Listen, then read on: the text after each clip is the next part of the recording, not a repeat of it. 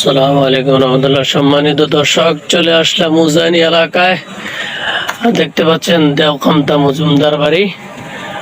যারা উজানি আসেন, যারা প্রেম প্রীতি বোঝেন, মানে আশেক মাশুকের কারবার যারা বোঝেন, তারা অবশ্যই এই উজানি এলাকার সাথে গভীর সম্পর্ক রয়েছে। এই উজানি মাদ্রাসা তো যে সামনে, পিছনে কয়েকজন উস্তাদের চেহারা দেখলাম, যাদের চেহারা দেখেই আল্লাহর কথা মনে পড়ে গেল। আলেম তো ওনারাই, যাদেরকে দেখলে আল্লাহর কথা মনে পড়ে যায়। তো ওনাদেরকে দেখে প্রথমত কারি ইব্রাহিম সাহেব রহমতুল্লাহ আলাইহির কথা মনে পড়ে গেল, দ্বিতীয়ত আল্লাহর কথা মনে পড়ে গেল। এই সমস্ত জায়গাগুলো মাহফিলের সময় সম্পূর্ণ ভরপুর থাকে, দোকানপাট এবং রাস্তা। আর এবার যারা আসবেন তাদেরকে বলে দিচ্ছে, রাস্তা আগের মতো কষ্ট করতে হবে না, মোটামুটি আগেরতে অনেকটাই কাজ চলছে এবার। তবে দেশের বাইরের থেকে যারা আসবেন তাদের জন্য কষ্ট হবে। মাদায়ের রোডটা অনেক কিন্তু ভাঙ্গা লাপাক, যেন মাদায়ের রোডকে উজানি মাহফিলের আগেই সম্পূর্ণ করার তৌফিক দান করেন, আমিন। আর এই রোডটা আলহামদুলিল্লাহ, এই যে উজানি মাদ্রাসার এরিয়া, এখান থেকে এই রাস্তাটা আপনাদের জন্য অনেক সহজ হবে। এই জায়গাগুলো অনেক কার্যকর হয়ে যায় মাহফিলের সময়। এখন দেখা যাচ্ছে এগুলো অযথা করে রয়েছে, কিন্তু এগুলা মাহফিলের সময় অনেক, একটা ইঞ্চির দাম অনেক হয়ে যায়।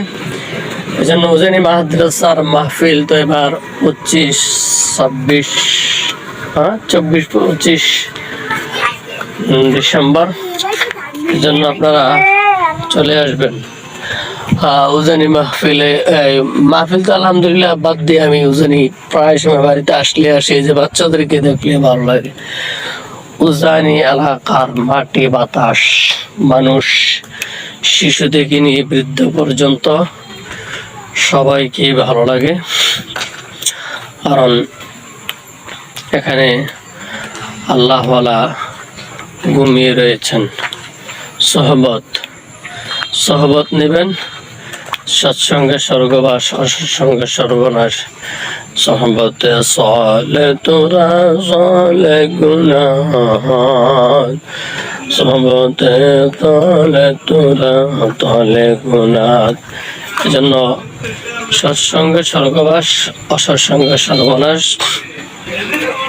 মাদ্রাসার ভবন উত্তর পাশের ভবন, অবশ্য এটা নতুন হয়েছে, কিন্তু দেখা যায় পুরান, মানে ওই পাশের ভবন আর এই পাশের ভবন মিলে করার কারণে মনে হয়েছে আগের, কিন্তু এটা কিন্তু করা হয়েছে নতুন। আপনারা এখানে আসবেন, উজানি মাদ্রাসার ছাত্ররা এবং ওস্তাদগণ, ওনারা কিন্তু ভিডিও করা, ছবি তোলা একদম অপছন্দ করেন।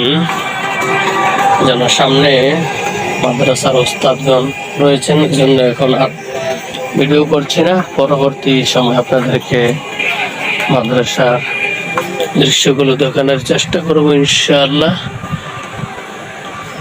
সমস্ত জায়গাগুলো যারা আসেন তাদের কাছে অনেক পরিচিত, আলহামদুলিল্লাহ। আল্লাহু আকবার।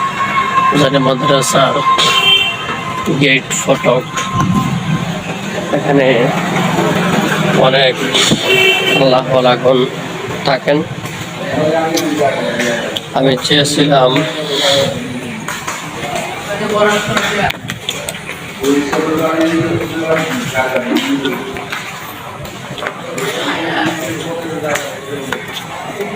চেয়েছিলাম এখানে এসে আসর নামাজ পড়ব, তো পড়তে পারিনি।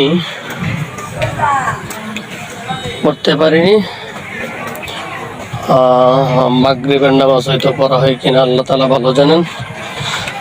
তো অনেকে বলতে পারেন আমার বাড়ি কি উজানি কিনা, অনেকে বলতে পারেন আমার বাড়ি কি উজানি কিনা, কোনো বাড়ি উজানি আসি। অনেকে বলতে পারেন আমার বাড়ি কি উজানি কিনা, ঘন ঘন আসি এখানে কেন। উজানি আমার বাড়ি থেকে বেশি দূরেও না কাছে নয়, প্রায় 40 টাকার মতো ভাড়া লাগে। তো অনেকেই মনে করেন যে উজানি মনে হয় আমার বাড়ির কাছে, কিন্তু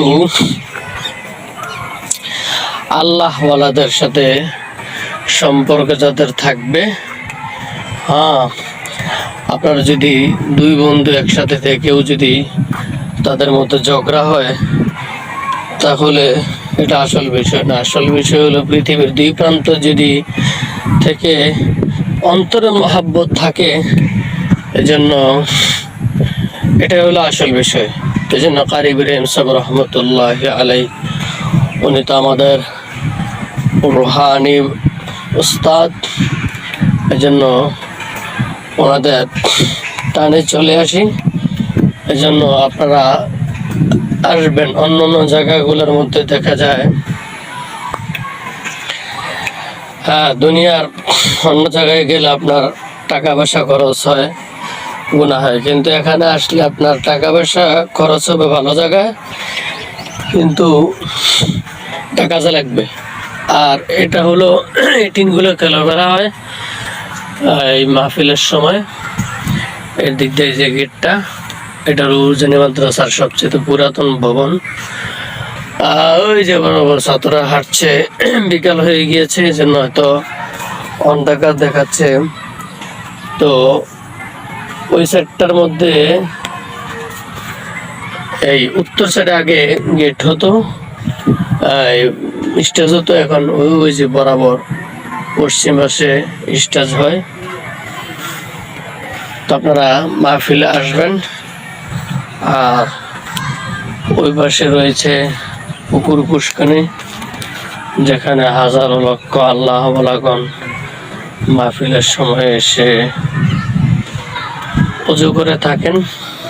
মাদ্রাসার পুরাতন ভবন, এই যে বিশাল বড় পুষ্করণী, ছাত্ররা বিভিন্ন দিকে ছড়িয়ে ছিটিয়ে আছেন আসরের পরে। ওই পাশটাতে রয়েছে মসজিদ, এই পাশে রয়েছে কারি ইব্রাহিম সাহেব রহমতুল্লাহ আলাইহির কবর। আর এই জায়গাটার মধ্যে কিন্তু মাহফিলের সময় হোটেল হয়, যে হোটেলের খাবার অনেক মজাদার, অনেক সুস্বাদু হয়। এই যে আমাদের প্রাণের কলিজার স্থান উজানি মাদ্রাসার মাহফিল, উজানি মাদ্রাসার মসজিদ। এই মসজিদের কোনায় কারি ইব্রাহিম সাহেব রহমতুল্লাহ আলাইহি অনেক অলৌকিক ঘটনা ঘটেছেন।